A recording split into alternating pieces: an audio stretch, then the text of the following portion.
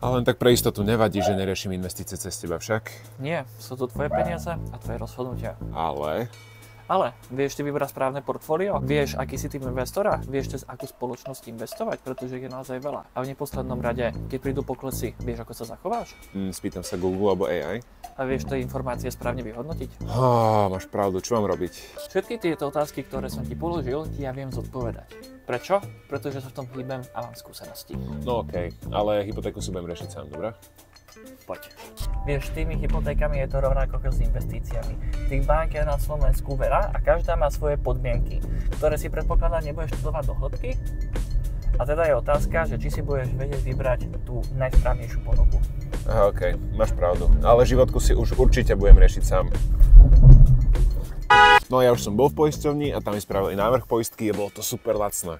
K tomuto ti poviem už iba jednu vec. Nielen cena, ale aj hodnota je dôležitá.